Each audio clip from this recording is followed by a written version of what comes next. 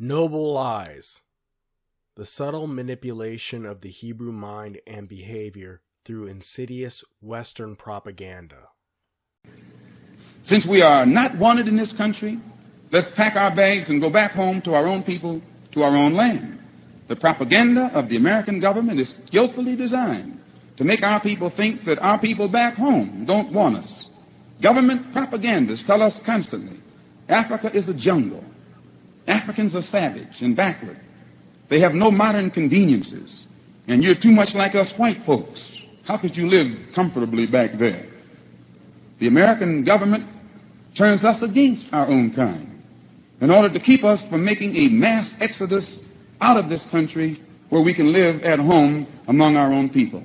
American propaganda is designed to make us think that no matter how much hell we catch here, we're still better off in America than we'd be anywhere else. They want us to think we have no place else to go. And many of our so-called intellectuals who pose as our leaders and spokesmen actually believe that we have no place else to go. So their solution to our problem is that we stay here and continue to catch hell from the American white man. Stockholm Negroes, the Coon Brigade, The Passing of the Great Race or the Racial Basis of European History by Madison Grant, pages 78 to 79. The Native American has always found and finds now in the black men willing followers who ask only to obey and to further the ideals and wishes of the master race, without trying to inject into the body politic their own views, whether racial, religious, or social. Negroes are never socialist or labor unionist, and as long as the dominant imposes his will on the servient race, and as long as they remain in the same relation to the whites as in the past, the Negroes will be a valuable element in the community.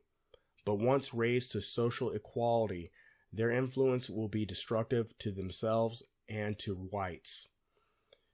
If the purity of the two races is to be maintained, they cannot continue to live side by side, and this is a problem from which there can be no escape.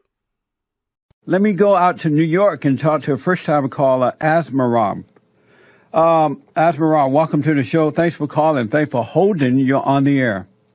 Hey, Jesse. How My are you? question is, why do you feel the need to kowtow to white supremacists? And what do you mean?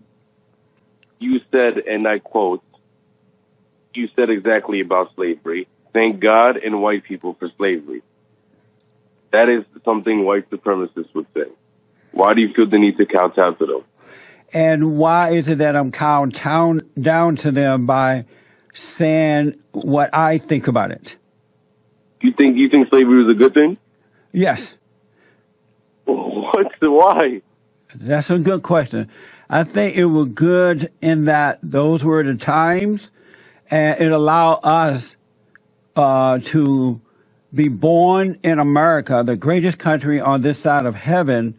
We were allowed to be born here rather than sneaking across the borders or having to fill out an application and wait for years or take a test, which we would have never passed, by the way. But take a test. And so rather than, and all cultures have been enslaved in one form or fashion or another, right? And so rather than wimping and whining and begging, especially blacks today who don't even know anything about slavery, they have freedom to do what they want. Instead of complaining, I would show my appreciation to the folks who died and sacrificed their lives that I might be born in the greatest country in the world. So even though slavery looked like it was a bad thing, it turned out to be good for us because we could be stuck in Africa somewhere. Debarim, Deuteronomy chapter 28, verses 47 to 51. Because you did not serve Yahuwah your Elohim with joy and gladness of heart for all the plenty, you shall serve your enemies whom Yahuwah sends against you, in hunger and in thirst and in nakedness, and in need of all. And he shall put a yoke of iron on your neck until he has destroyed you.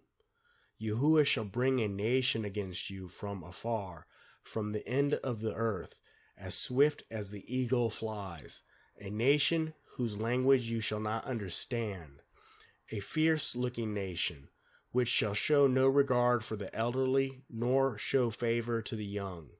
And they shall eat the fruit of your livestock and the fruit of your land until you are destroyed. They leave you no grain, nor new wine, nor oil, nor the increase of your cattle, or the offspring of your flocks, until they have destroyed you. 1 Maccabees, chapter 3, verses 47 to 48. They fasted that day, put on sackcloth, and sprinkled ashes on their heads, and tore their clothes, and laid open the book of the law, wherein the heathen had sought to paint the likeness of their images. The rising tide of color against white world supremacy. Lothrop Stoddard, page 69. Insofar as he is Christianized, the Negro's savage instincts will be restrained, and he will be disposed to acquiesce in white tutelage. Charles Colcock Jones, The Religious Instruction of the Negroes in the United States, page 140. A fourth objection. The Negroes will embrace seasons of religious worship for originating and executing plans of insubordination and villainy. This might be the case if they were allowed to congregate on plantations at night and at places of worship on the Sabbath without a proper regulation of their assemblies, or any supervision of a responsible white teacher or of planters themselves. And for the reason that masses of men, especially of ignorant and vicious men, coming together under little or no restraint, naturally, yea, inevitably, fall into excesses and riots. But a proper regulation of the times and places of meeting, and the faithful supervision of religious teachers, assisted by deacons and elders or planters, would preclude all serious disorders. SlaveBible.com, the Commonwealth Bible. In 1807, a group of clergy in England condensed the King James Bible for use by missionaries and slaveholders. The Slave Bible contained only passages that promoted obedience to masters and government officials. Approximately 90% of the New and Old Testaments were removed because they were considered dangerous to the interest of the masters and of the government. UFT remastered and renamed the Slave Bible as the Commonwealth Bible. Our core for the Commonwealth Bible was scanned by Google's Gutenberg project from a book in the collection of Oxford College in England. We cross-referenced each chapter for accuracy against the King James Version of the Holy Bible. This book is obviously propaganda that seeks to make slavery a divine dictate. It shows that masters had actually rationalized as reasons for their behavior. It also reveals that seminal stage of black churches that developed after the U.S. Civil War and how former slaves were sometimes conflicted regarding their freedom from bondage. Their embrace of passages that had previously been denied to them when they were originally converted to an abbreviated version of Christianity from the second stage of black church evolution into what it is today. Shemoth, Exodus chapter 21, verse 16. And he who kidnaps a man and sells him, or if he is found in his hand, shall certainly be put to death. Hazon, Revelation chapter 22, verses 18 to 19. For I witness to everyone hearing the words of the prophecy of this book. If anyone adds to them, Elohim shall add to him the plagues that are written in this book. And if anyone takes away from the words of the book of this prophecy, Elohim shall take away his part from the book of life and out of the set-apart city which are written in this book.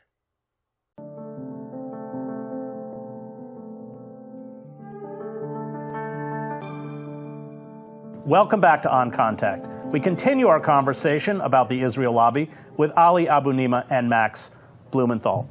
So you were making the point before the break about how they twist the narrative in terms of the press. And I think that what we see from the documentary series is that in that they are often very effective. Well, just picking up where I left off, I mean, I was talking about them actually buying support where they have none. And, you know, you can see the echo chamber here clearly, but there's also a really revealing scene at the conference of the IAC, which is the right wing of AIPAC, a Sheldon Adelson and Adam Milstein front, Israel-America Coalition or conference. And Kleinfeld, the undercover reporter, goes to a seminar which is off the record, and you have Israeli officials sitting on a panel complaining about African Americans and specifically young black Americans being the biggest crisis for Israel, for the pro-Israel lobby. And this really shows, I mean, this casts the Mark Lamont Hill firing by CNN, and a really talented African American commentator who spoke at the UN and gave this rousing speech for Palestinian rights and lost his job, casts it in a new light. The Atlanta consul of the Israeli embassy says, you know, we need to basically target African Americans.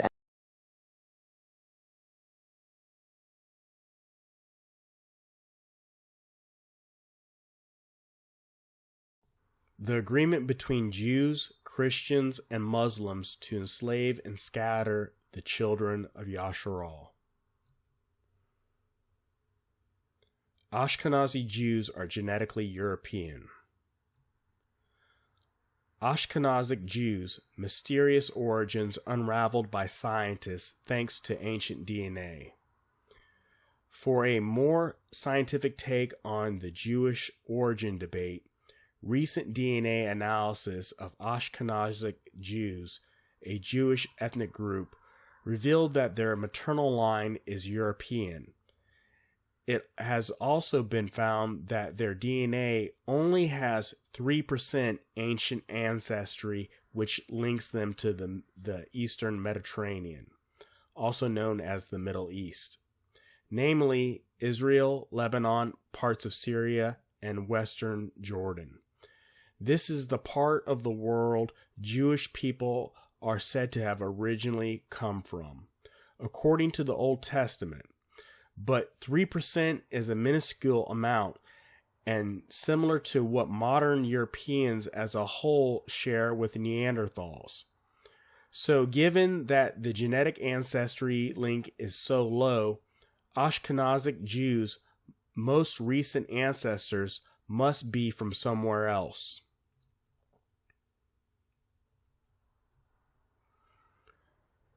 Richard Siegel, The Jewish Almanac, page 3.